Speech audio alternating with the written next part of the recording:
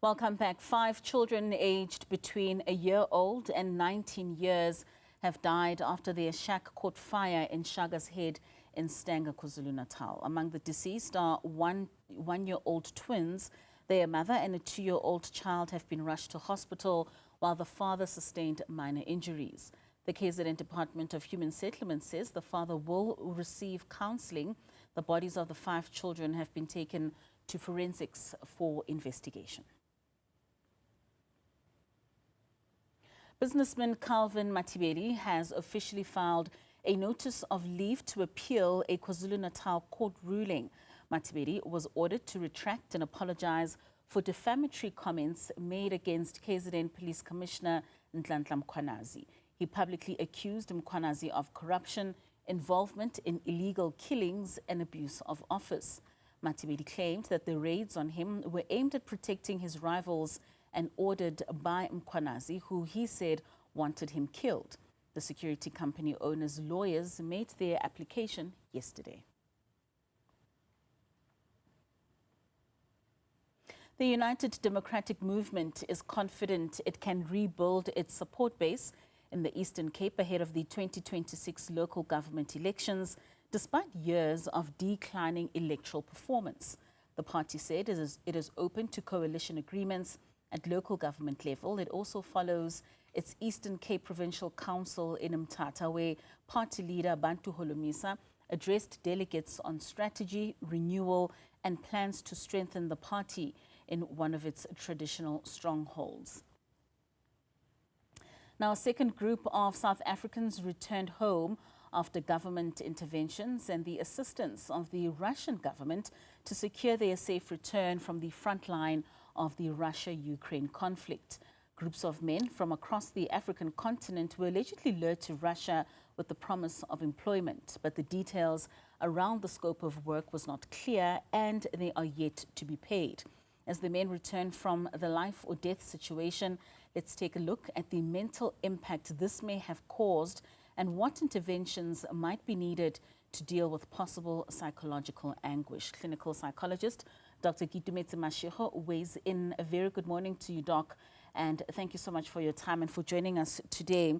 What do you think would be the specific mental health interventions that would be needed at this point in time by those that have now returned from the front lines of that Ukraine war? Good morning, and thank you for having me. There's definitely a need for debriefing.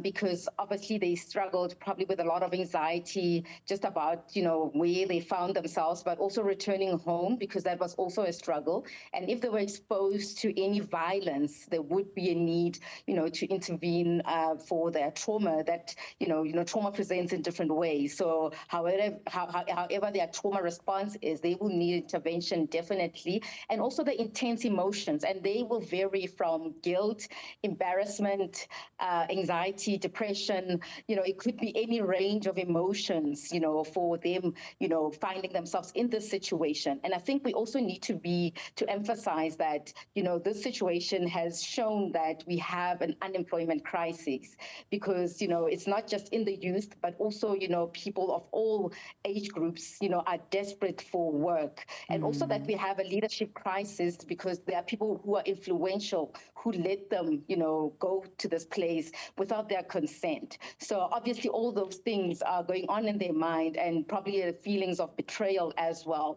And the families also need to be involved so that they can be psychoeducated about how to support them and also just to make them aware of the symptoms they might present with to show that they're not coping with returning from where they were. Doc, and you touch on a very specific point. I mean, you mentioned the various emotions that they would be going through. And I mean, given the circumstances where these individuals were sent under false pretenses, what do you think are the mental health issues that really need to be looked at, as you mentioned, not just trauma, but also the betrayal because of the false pretenses they were sent under?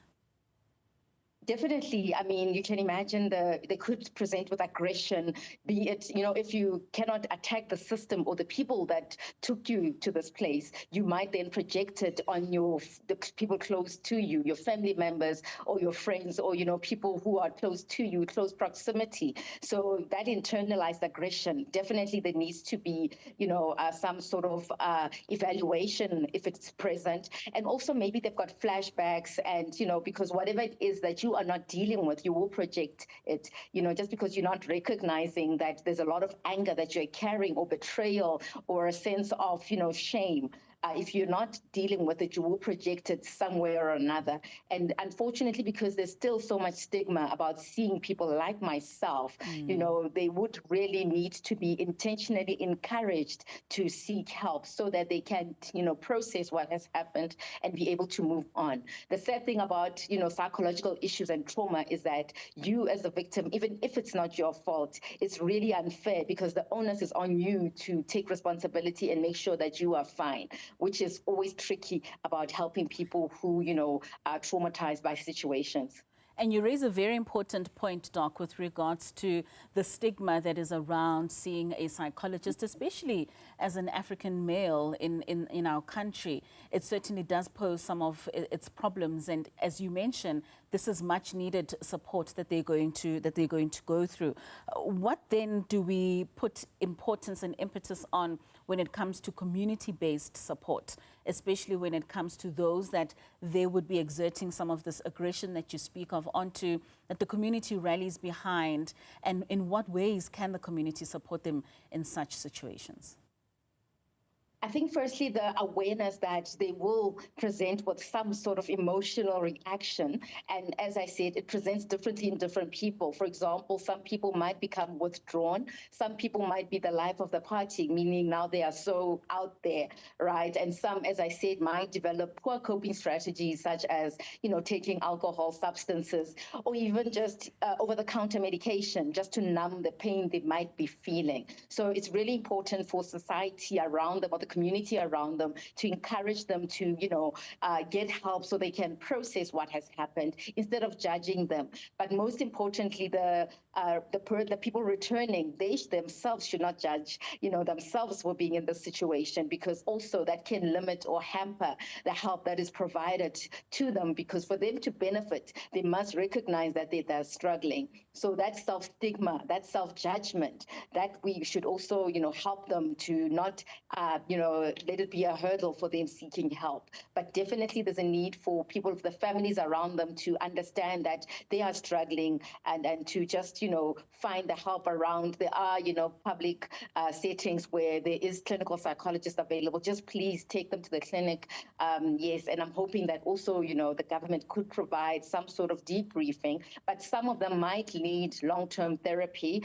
Sometimes it might lead to, psychiatric medication. So please, can they be open to that process as well? When we look at this in a more broader context, Doc, I mean, nearly 70% of the Ukrainian population is experiencing mental health issues. Are there other alternatives, such as innovative approaches, if maybe we look at digital tools or art therapies, that not only the people in Ukraine, but even those that have returned to home soil in South Africa, they could look into, in addition to seeing a clinical psychologist? We always encourage holistic, interventions, in that please, get moving, do things that, physical things, for example, go for walks. And we're not trying to make you into a super athlete, just go for walks, go out in the sunshine, socialize with, people who are actually supportive of you, and find your people. Sometimes it might not be family members or friends, it might actually be strangers. So, get people who actually hear you, because I think when we go through such traumatic incidences, we are changed and we need that support. We just need to feel heard. So find the people who hear you, and also just, find the things that you can do that, you enjoy. Because, the other thing about struggling with mental health issues, it can be self-isolating, where you are sitting and you're unable to just get out of bed. So I say, create a structure where you are getting out of bed, you are taking a bath, and, just go for a walk, do something just to keep active. And, some people have green fingers, do, plant, do anything just to be busy and something light that you enjoy. All right. Thank you so much for your advice this morning, Dr. Keitumetse Mashego.